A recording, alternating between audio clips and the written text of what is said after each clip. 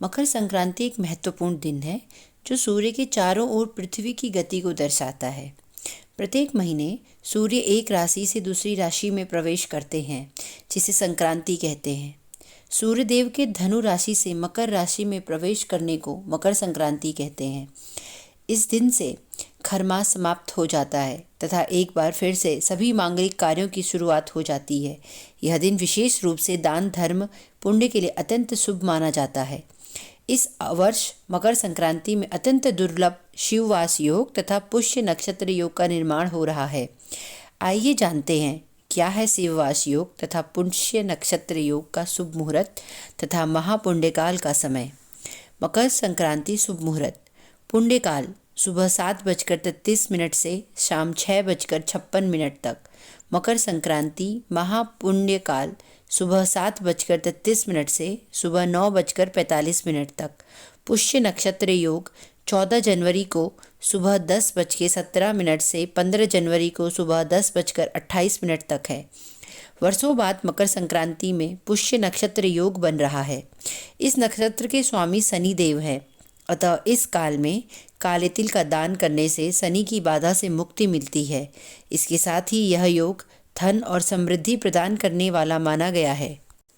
मकर संक्रांति में बनने वाला यह शुभ योग धन और सफलता के लिए काफ़ी महत्वपूर्ण है। यह दिन न केवल आर्थिक समृद्धि बल्कि मानसिक शांति तथा आत्मिक विकास का भी अवसर है। माँ लक्ष्मी की कृपा से भक्तों की सभी मनोकामनाएं पूरी होंगी। इस दिन माता लक्ष्मी की पूजा करने तथा उन्हें कमल के फूल व खीर का भोग लगाने से उनकी विशेष कृपा प्राप्त होगी। इस दिन गरीबों को अन्न, कपड़े तथा तेल का दान करें। तिल तथा गुड़ से बनी मिठाई का सेवन करें तथा दूसरों को बांटें। इस वर्ष मकर संक्रांति के दिन दुर्लभ शिववास योग का निर्माण भी हो रहा है। इस शुभ अवसर पर भगवान शिव माँ पार्वती के साथ कैलाश पर विराजमान रहेंगे। शिववास योग में महादेव व माँ पार्वती की पूजा करने से सुख व सौभाग्य में वृद्धि होती है। शास्त्रों में कहा गया है कि शनिदेव सूर्यदेव तथा छाया के पुत्र थे। सूर्यदेव द्वारा माता छाया को उचित स्थान न देने के कारण शनिदेव के अपने पिता से मधुर संबंध नहीं थे। सूर्यदेव अपने पुत्र से मिलने उनके घर गए। कहते हैं कि सूर्यदेव के मकर राशि में गोचर करने की तिथि पर ही दोनों की भेंट हुई थी। आसान शब्दों में कहें तो मकर संक्रांति तिथि पर सूर्यदेव अपने पुत्र शनिदेव से मिलने पहुंचे थे। उस समय घर पर कुछ न होने पर शनिदेव ने अपने पिता को तिल अर्पित किए थे। अतः मकर संक्रांति तिथि पर सूर्यदेव को तिल अर्पित किए जाते हैं।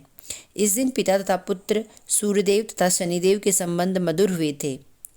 महाभारत में भीष्म पितामह ने अपनी मृत्यु के लिए मकर संक्रांति के दिन का चयन किया था, क्योंकि यह दिन मोक्ष प्राप्ति के लिए अत्यंत शुभ माना जाता है। भगवत गीता में श्री कृष्ण ने कहा है कि उत्तरायण के दौरान मृत्यु को प्राप्त आत्मा को मोक्ष प्राप्त होता है। इस दिन किए गए धार्मिक कार्य जैसे दान, पूजा व स्नान कई गुना अधिक पुण्य प्रदान करते हैं। इस दिन गंगा, यमुना आदि पवित्र नदियों में स्नान व दान करने से मनुष्य को मोक्ष की प्राप्ति होती है। मकर संक्रांति में सूर्यदेव की पूजा का भी विशेष महत्व है। सूर्योदय से पहले उठकर स्नान कर लें। उसके बाद एक तांबे के लोटे में जल लेकर उसमें लाल पुष्प, अक्षत व रोली मिलाएं। अब सूर्यदेव की तरफ अर्थात पूर्व दिशा में मुंह कर जल अर्पित करें। जल की गिरती धार के साथ सूर्य की किरणों को देखते रहें तथा ओम सूर्याय नमः का जाप करें। सूर्य उपासना कल्याणकारी होती है। इस दिन सूर्यदेव को जल अर्पित करें तथा माघ महात्म्य का पाठ भी अवश्य करें। किसी गौशाला में हरी घास गायों की देखभाल के लिए धन का दान करें। अभी ठंड है तो जरूरतमंद लोगों को ऊनी वस्त्र या कंबल का दान अवश्य करें। आज के लिए बस इतना ही। जल्द ही मिलते हैं नए वीडियो के साथ। हरिओम तत्सत।